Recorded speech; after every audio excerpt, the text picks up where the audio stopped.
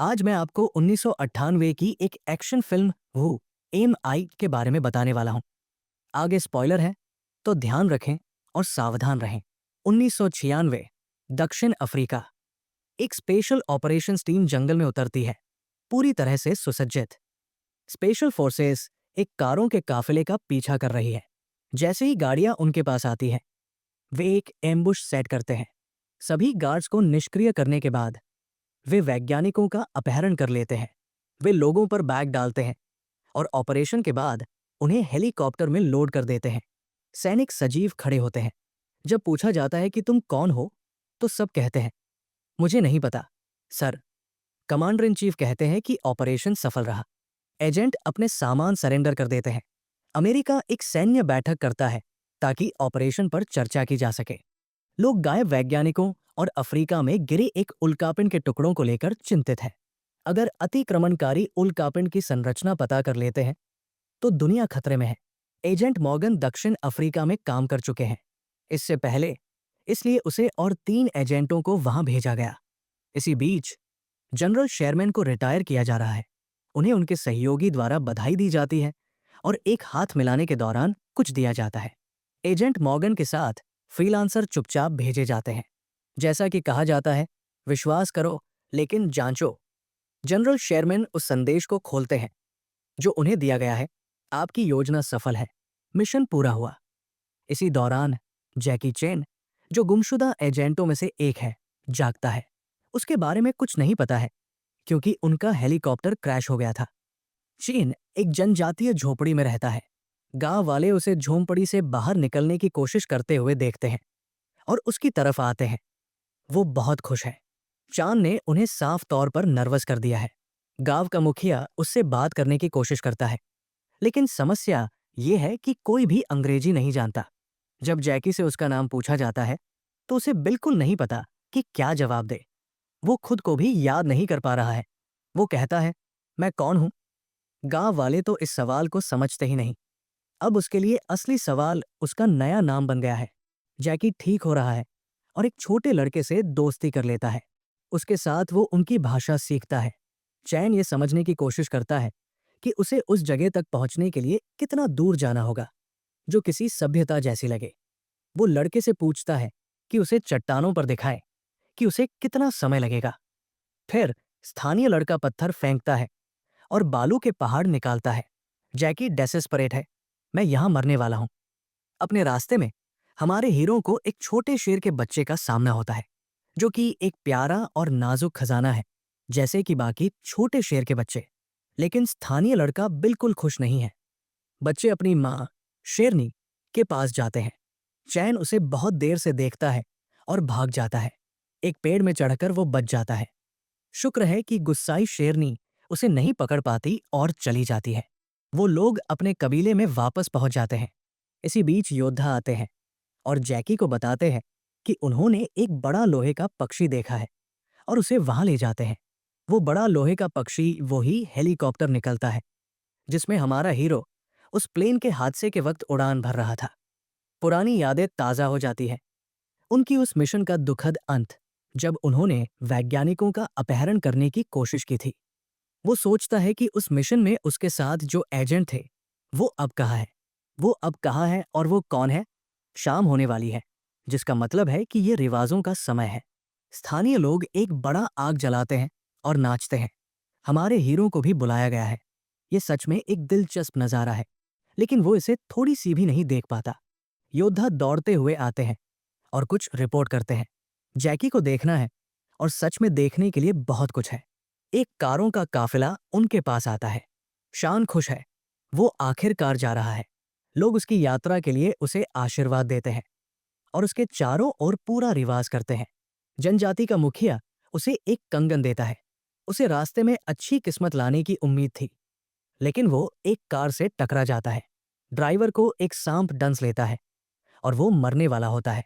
हमारा hero driver की टांग से जहर निकालने की कोशिश करता है। पहाड़ पर मौजूद लड़की सोचती है कि उसने उसके भाई पर हमला कर दिया। सिचुएशन सच में बहुत मजेदार है। जैकी बाहर से एक बुरे मांसाहारी जैसा लगता है, जो एक आदमी को खा रहा है ताकि जहर को खत्म कर सके।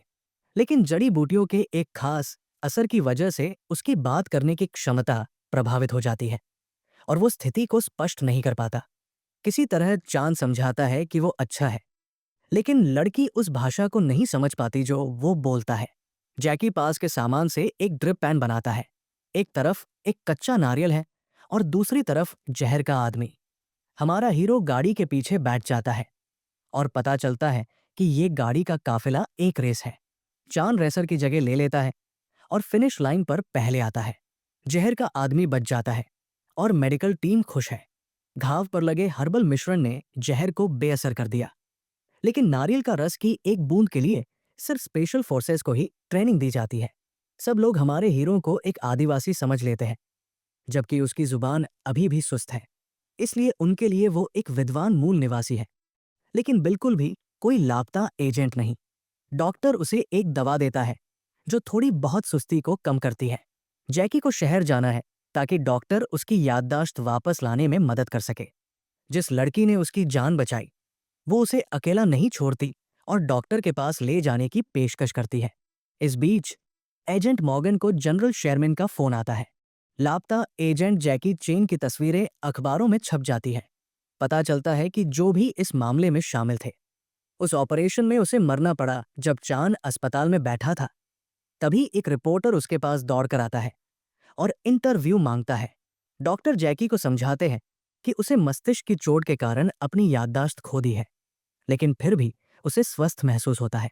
फिर उसे बताया जाता है कि उसे पुलिस के पास जाकर अपनी तलाश करनी चाहिए।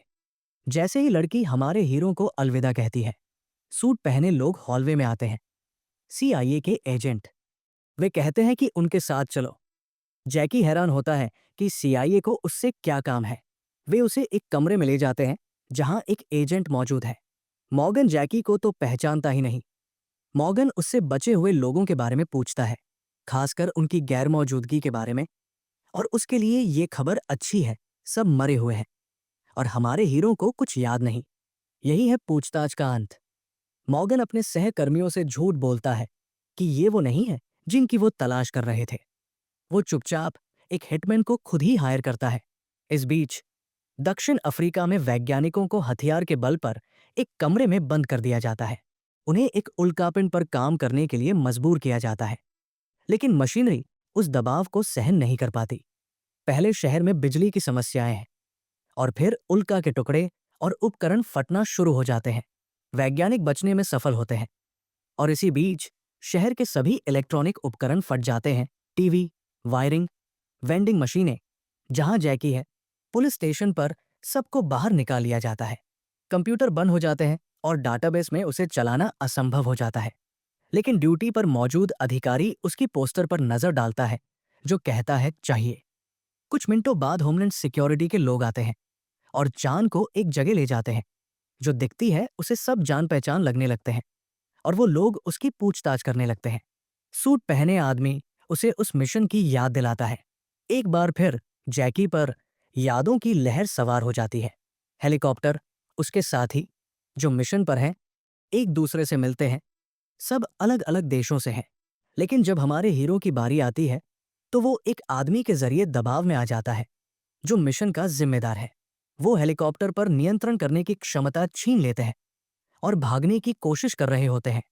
पहला आदमी कूदने में सफल हो जाता है और दूसरा जैकी के हाथों में पकड़ लिया जाता है। जैकी उसे उसके पैराशूट से सीधा पकड़ लेता है। जब उसके साथी मिशन के लोग उसे रोकते हैं, लेकिन पकड़ा गया आदमी कुछ भी समझदारी से नहीं बोलता, तो वो उसे हेलीकॉप्टर से लटकने देता है। चांद को ये एहसास होता है कि वे मरने वाले हैं और वो कूदने का फैसला करता है। उसकी गिरावट शाखाओं से कुशन हो जाती है। एक आदमी उसे यादों के सैलाब से बाहर खींच लेता है। सवाल वही है, तुम कौन हो? जैकी शारीरिक सबूत दिखाता है, जीवन नकली पासपोर्ट। ऑपरेशन में भाग लेने वालों के लिए 6-6। आदमी हर संभव तरीका अपनाता है ताकि उससे जानकारी निकाल सके। उसे लगता है कि चांद सिर्फ ढक रहा है उसके दोस्तों के बारे में, लेकिन हमारे हीरो को सच में कुछ नहीं पता। फिर वो आदमी उसे मारता है, लेकिन वो फिर भी उस पर विश्वास नहीं करता और चल देता है। जैकी वक्त बर्बाद नहीं करता।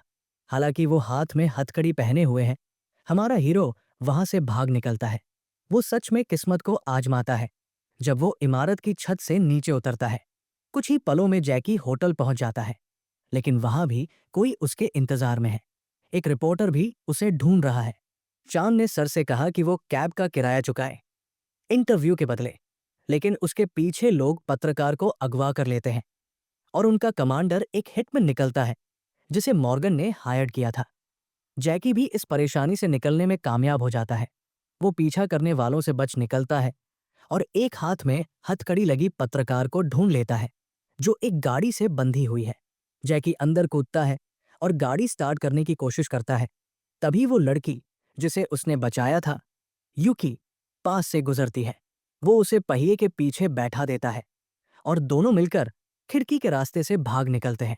उन्हें बाजार के बीच से होकर निकलना पड़ता है, बेखौफ होकर हर चीज से टकराते हुए। लेकिन जब उनकी गाड़ी टोकी जाती है, ये साफ हो जाता है कि उन्होंने पीछा नहीं खोया। अब पुलिस भी उनके पीछे है। वे जल्दी से गाड़ी पार्क करके छिपकर पुलिस को धोखा देने में कामयाब होते हैं। लेकिन जैसे ही वे बाहर निकलने की कोशिश करते हैं, उन्हें हत्यारे के आदमी मिल जाते हैं। फंसने पर उन्हें एक खतरनाक स्टंट करना पड़ता है, लेकिन गाड़ी चला रही लड़की की कौशल के चलते वे सफल हो जाते हैं। पीछा करने वाले कितनी भी कोशिश करें, वे पकड़ नहीं पाते। बिल्डिंग की छत पर पहुंचकर ड्राइवर हत्यारे के लोगों को धोखा देता है और वे लगभग मर जाते हैं। लेकिन हमारा हीरो इस सब में इंसानियत नहीं छोड़ता। स्थिति यह है कि वो उन लोगों की मदद करता है जिन्होंने उसे एक सेकंड पहले मारने की कोशिश की थी। ये करना बहुत ही ताकतवर चीज है। आखिरकार कोई और उनका पीछा नहीं करता जब वो रुकते हैं। वो ये जानने की कोशिश करते हैं कि सब लोग उनका पीछा क्यों कर रहे हैं। उसके पास एक बैग था, एक एजेंट का जिसे उसने मार दिया था, और उसमें एक नोट है जिसमें एक कोड है जो जैकी को परेशान कर रहा है। 11 ड्राइवर थे, एक गिर गया। इसका क्या मतलब हो सकता है? हमारा हीरो और सहन नहीं कर सकता। उसे बिल्कुल भी याद नहीं आ रहा। चैन एक ऊंची जगह पर चढ़ता है और वही सवाल पूछता है जो पहले से ही एक सवाल बन गया है। उम्र के हिसाब से उसके लिए मैं कौन हूं? जबकि वो और यूकी आराम कर रहे हैं। पत्रकार क्रिस्टीन कोड को सुलझाती है और सफल होती है। कोड ने रॉटरडैम में एक कंपनी का फोन नंबर बताया। जब यूकी तस्वीर खींचने का सुझाव देती है तो क्रिस्टीन अजीब तरीके से प्रतिक्रिया देती है और तस्वीर खिंचवाने से मना कर देती है। Rotterdam, Holland. सबूत इकट्ठा होते हैं। मैच उस मारे गए हेलीकॉप्टर पायलट द्वारा इस्तेमाल किया गया था और मैच उस रेस्तरां में है जो बिल्डिंग के सामने है। जैकी ने सीआईए द्वारा दी गई कार को एक पेफोन में डाल दिया और सीधे मॉर्गन को कॉल किया, गलती से सोचते हुए कि वो उसका साथी है। चैन उसे अपनी लोकेशन बता देता है और सलाह मांगता है। आयनिकल तरीके से मॉर्गन सड़क के ठीक सामने वाली बिल्डिंग में पहुंच जाता है। वो अपने आदमियों को हमारे हीरो को मारने का आदेश देता है, लेकिन पूर्व जनरल शेरमैन कहता है कि उसे उनके पास लाए। मॉर्गन जैकी को बताता है कि किसी पर भरोसा मत करो। ये कहते हुए वो मेज पर बैठ जाता है। चैन ने क्रिस्टीन के पर्स से एक चमकती हुई लाल बत्ती देखी। वो उसकी फोन बातचीत रिकॉर्ड कर रही थी। पता चलता है कि इसके अलावा पत्रकार सब कुछ रिकॉर्ड कर रही थी। हेडसेट कान में लगाकर उसने ये भी समझा कि उसने कैमरे के साथ एक साथ फोटो क्यों नहीं खींची। ये एक छिपी हुई बंदूक है। जैकी घबरा जाती है और चारों ओर की स्थिति को लेकर पैरनॉड हो जाती है। क्रिस्टिन बताती है कि वो सीआईए एजेंट है और वो उसके साथ है। दूसरी तरफ उसे उस इंसान से डरना चाहिए जिसे उसने इस समय कॉल किया था। तभी मॉर्गन के लोग दौड़ते हुए रेस्तरां में आते हैं। हमारा हीरो ये सोचता है कि क्रिस्टिन ने उसे फंसाया है और भाग जाता है। जैकी फिर से उसका पीछा करती है, लेकिन न केवल वो उससे भाग निकलता है बल्कि वो और भी कुछ करने में सफल हो जाता है। किसी के कुत्ते को बचाने के लिए वो मॉर्गन को फिर से पे फोन पर बुलाता है। चैन मॉर्गन के सवालों से थोड़ी डरा हुआ महसूस करने लगता है। वो बार बार ये जानने की कोशिश करता है कि वो कहाँ है। फिर वो जवाब देता है, मुझे नहीं पता, और पे फोन पर कार्ड छोड़ देता है। इस बीच शेरमैन और मॉर्गन उल्कापिंड के सौदे के बारे में चर्चा करते हैं। सौदे के बाद वैज्ञानिकों की हत्या कर दी जाती है और जैकी उस बिल्डिंग में चुपके से घुस जाती है जहां मॉर्गन और शेरमैन है।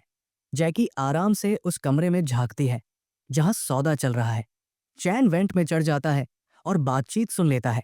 वैज्ञानिकों को अपनी रिसर्च के बारे में बताने में खुशी हो रही है, लेकिन उल्का पिंड पर अभी तक भरोसेमंद तरीके से अध्ययन नहीं हुआ है और ये खतरनाक है। उन्हें उम्मीद है कि वो जल्द ही समझ पाएंगे कि ये कैसे काम करता है और ये उल्का पिंड मानवता के लिए फायदेमंद होगा। लेकिन केवल खरीदार ही उन्हें निराश कर रहे हैं। उन्हें ग्रेनेड लॉन्चर बनाने के लिए ऐसा शक्तिशाली सामग्री चाहिए। खरीदार डिस्क को कंप्यूटर में डालता है, उस पर एक पूरा बैंक है और वो डील के लिए भुगतान करता है। कंप्यूटर उससे इंतजार करने के लिए कहता है, जबकि वो आदमी पीने के लिए चला जाता है। इस दौरान जैकी चुपचाप वेंट से कूदता है और सीडी ले लेता है, लेकिन एक सेकंड के लिए उसे एक आइडिया आता है। वो डील की पूरी बड़ी रकम एक बच्चों के रेस्क्यू फंड में ट्रांसफर कर देता है। अब ये सच में एक अच्छा निवेश है। वो लोग गायब पैसे और फेल हुई डील को नोटिस करते हैं। सैकड़ों भाड़े के सैनिक उसे पूरे बिल्डिंग में ढूंढते हैं। जैकी उनसे भागता है जब तक कि वो मॉर्गन से नहीं मिलता। वो फिर से उसका भरोसा जीतने की कोशिश करता है। एक मिनट के लिए जैकी लगता है कि वो उसे यकीन दिला रहा है। फिर वो उसे टेस्ट करने का फैसला करता है। वो उसे चुपके से हाथ से बंदूक देता है और जब मॉर्गन उसे उठाता है तो उसे डिस्चार्ज कर देता है। वो तुरंत चांद की ओर इशारा करता है। ये एक बड़ा गलती थी। मॉर्गन को पीटने के बाद वो छत पर भाग जाता है। प्रोफेशनल फाइटर्स जो उसका पीछा कर रहे हैं उसे घेर लेते हैं। जैकी पहले वाले के साथ लड़ाई में लग जाता है। वो बहुत मजबूत और तेज फाइटर निकलता है, लेकिन चांद और भी मजबूत और चालाक है। वो एक सीधी लड़ाई नहीं चाहता। वे सब मिलकर हमला करते हैं। लड़ाई जीतने के बाद जैकी को कोने में धकेल दिया जाता है। फिर वो कांच की छत के ढलवा सिरे से फिसल कर झूलता है। वो कांच तोड़ना चाहता है, लेकिन इसे अपनी मुट्ठी से करना जोखिम भरा है। यहाँ मूल निवासी का कड़ा आता है। वो इससे कांच तोड़ता है, लेकिन मॉर्गन नीचे भाग रहा है। जैकी क्रिस्टीना से मिलती है और वो एक छोटी और धीमी गाड़ी चलाते हैं। चांद नर्वस है और उससे तेजी करने को कहता है, लेकिन क्रिस्टीना उसे शांत कर देती है। अब प्लान भी काम करने वाला है। सूट पहने लोगों की भीड़ बिल्डिंग में दौड़ती है। जैकी पूछती है, क्या ये प्लान भी है? लेकिन ये तो बस प्लान है। प्लान भी निकलता है, सारे रास्ते बंद करना और पुल उठाना। सैकड़ों सीआईए एजेंट मौके पर पहुंचते हैं। मॉर्गन, जिसने भागने की कोशिश की, पकड़ा जाता है। आज उसे अपने बारे में जानकारी मिलेगी, लेकिन डिस्क का क्या? जैकी उसे नदी में फेंक देता है। अब वो कहा जाता है, अफ्रीका। आखिरकार उसने लड़के से वादा किया था कि उसे उसका कंपास वापस देगा। यदि आपको ये कहानी पसंद आई हो तो कृपया इस वीडियो को लाइक करें और हमारे चैनल मूवी मसाला स्टोरी को सब्सक्राइब करना न भूलें। अगली रोमांचक कहानी में फिर से मुलाकात होगी।